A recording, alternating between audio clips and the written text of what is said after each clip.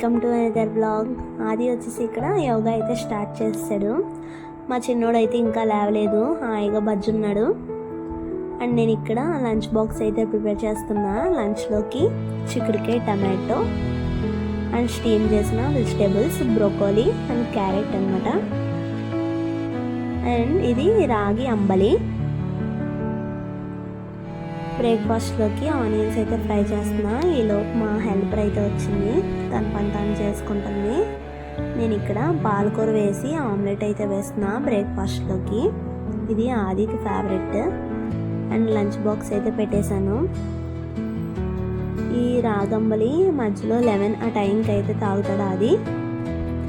And evening snacks కోసం ఇక్కడ papaya అయితే కట్ చేస్తున్నా.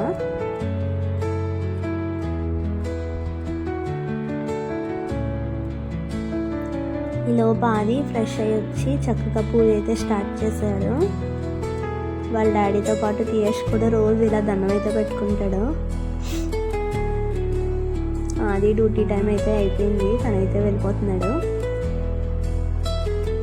తను వెళ్ళాక నేను కూడా ఫ్రెష్ అయ్యి నేను కూడా దండం అది పెట్టుకున్నాను దేవుడికి. ఆఫ్టర్నూన్ అయితే పార్సల్ అయితే వచ్చింది. ఏంటని చూస్తే సైకిల్ అనమాట. తీయష్ బాబు వాళ్ళ బాబాయ్ అయితే పంపించాడు.